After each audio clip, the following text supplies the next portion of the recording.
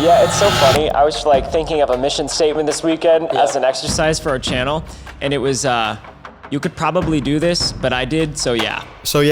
So Ryan gained over 10 million subscribers and over 1.6 billion views on his main channel. All because he simply does it and we normal people don't. And in this sense, his videos are almost like modern art, where you go like, I could paint that, but you didn't, and it turns out the painting costs $84.2 million. Unlike modern art, there's actually quite a lot of work knowledge and skill behind his videos. He's been on YouTube since 2013 and he has become quite an expert on the platform. Before Ryan became such a unique creator, he thought he had to be like MrBeast. I think for a while, it's something that I thought was just assigned to me, like the idea of, if I want to be a creator, I have to be like MrBeast. Well, Ryan did not end up becoming MrBeast. He ended up becoming the low budget version of MrBeast. And at first this sounds like criticism, but I actually mean this in a positive way, because this means that instead of investing large amounts of money to increase the entertainment value of his videos, he uses something else. I've broken it down into 4 elements that led to his great success. But first I want to say that it's not entirely true that he spends no money on his videos. Truth is in the detail, because his most expensive video did cost him $18,000. You're known for your video that didn't cost that much money, but I'm curious, what's the most that you've actually spent on a video? Okay, so a lot of people don't know this. I didn't talk about it in the video, but one of my favorite videos I've ever made was when I went to the world's loneliest house in Iceland. Yeah, and that video cost $18,000 just because the trip out there was so expensive. Yeah. And to get those guys to be able to take me and like have all the resources was a lot, but I really wanted to do it. But my argument still remains valid, because these costs were for traveling to the island, which was necessary to capture this unique story. And that's still different from videos where the topic of the video is primarily the result of the large amounts of money invested in the video. And his videos they're just different from all of these MrBeast type videos that have this very hedonistic touch. Those videos they're also a lot more expensive to create. To give you a quick comparison, a MrBeast video, it shows you differently priced and very expensive hotels. A Ryan Trahan video shows you only the cheapest one. Budget MrBeast right now. Not a fair comparison. To give you a real comparison, the majority of MrBeast videos focus on money and expensive things, and Ryan Trahan videos focus on unique and extraordinary things. And that's why I really like these videos of Ryan Trahan. But how does Mr. Trahan make up for the lack of financial investments in his video? Well, the first element, number one, the most obvious one, is his highly creative efforts. He aims to put in a lot more creative effort, and the level of his creativity is simply much higher than many popular YouTubers. Ryan even says so himself. It was part of his strategy, and he's noticed that focusing more on creativity instead of striving for views has also led him to more success. Instead of trying to toil for rewards, toil for profit, we're going to create for restoration. Instead of exhausting ourselves to just make an extra buck, we are going to creatively instill in this project as much as we can so that whoever receives it as a gift and is rejuvenated by it.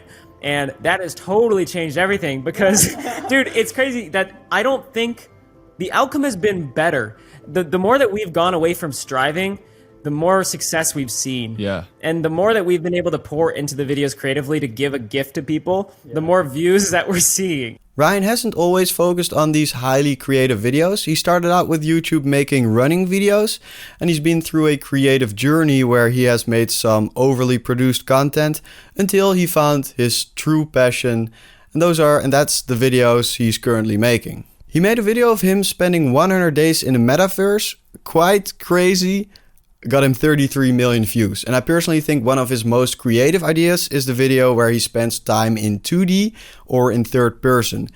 He's literally altering his own reality for a YouTube video.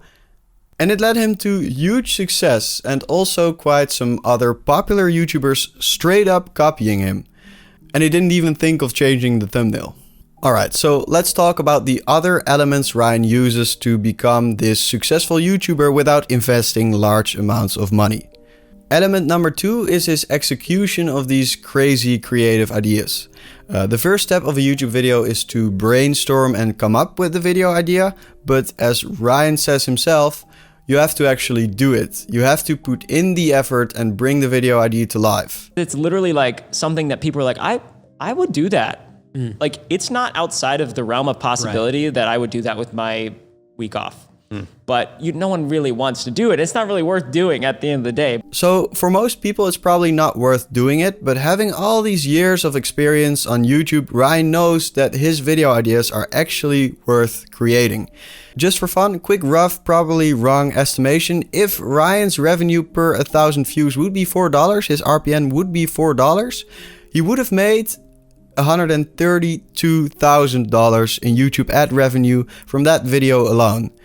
So it would be safe to say that it paid off. If you know how to package your video for YouTube, you know how to create a good edit and have an interesting concept or story that you believe in, chances are definitely there that it will pay off. I have a good example of this happening to a non-experienced YouTuber. About 5 years ago, I watched a really entertaining video of a guy eating only potatoes for 2 weeks. The story and editing was great. The concept was, although weird, it was very interesting. And basically his execution was great. And how much views do you think he got? 3.1 million. So executing your crazy video ideas and executing them in a way that fits on YouTube is key. The third element that led to Ryan's success is accessibility. Ryan's best videos are made by doing things that are accessible to him. And by doing things that are accessible to him, close to him, things that he's interested in, he's able to make videos that he is truly excited about. And that can be felt by watching the video. It makes the video fun to watch while it also keeps feeling real. I look up to so many people that are just reinvesting into their videos. So I don't think we should look at that as like a negative thing or a bad thing. I think everyone has their own style of creating. But for me, I found the best videos come from me just doing things that are accessible to me. This accessibility is not only part of Ryan's creative process, it can be felt by the viewer. Posting twice a month felt very slow, like we didn't have a connection with the audience. But we also realized how much we love to create, sort of like spectacle videos in a sense. And so we're trying to fuse the two where we're much more like accessible to our audience, or like, hey, we're posting once a week no matter what, which means that we're not going to be perfectionists about these videos. We're trying our best on them, but we will be there for you this time every week. However, they did prepare some of the YouTube packaging, like creating the thumbnails beforehand, and that's an extremely important aspect of the performance of a YouTube video. So I think that was a really, really smart move. Element number 4 that led Ryan to successfully become low-budget MrBeast is his humor. He's funny and he's not afraid to use his humor to make his videos more entertaining. What do you call a late-night talk show host who lost his balance? Jimmy Fallon. And on top of that, he's not only funny in real life, he also knows how to communicate his humor through video. He knows how to use editing and sound design to put more emphasis on his dad jokes. This could be the difference between getting someone to laugh or not, is like if there's 8 frames of silence versus back to back, there's just something comedic about like the way to cut. It's so important, and like a lot of people just, oh yeah, if I cut together a video, it'll make sense. But there's so many small details that go a long way, for sure. His editor Zach has learned this too, and there's lots of great parts in the editing that are genuinely funny. It's probably one of the reasons for why they work together so well. There's definitely lots of other things that make his videos so great, like storytelling and just the general editing and pacing. But for now, I want you to remember these 4 elements. Number 1, his highly creative efforts. Number 2, the great execution of his creative ideas. Number 3, using accessibility. And number 4, using humor. And this all led him to become the low-budget version of MrBeast, or to put it in a more positive perspective, the more creative version of MrBeast. I listed all of the sources used for the research of this video in the description, and I definitely recommend listening to the podcasts Ryan was featured on.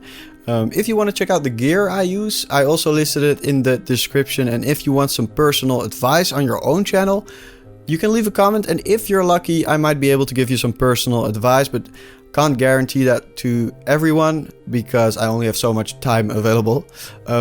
I'm also working on a way to do consulting video calls. Once those are available, they can be found in my description or somewhere on the channel. Thank you so much for watching and subscribing. We hit 1,000. We are already past 1,000 subscribers with only 2 videos. So yeah, it's definitely cool to see that my own theory that I'm applying to this channel is also working for me. So thank you so much for watching.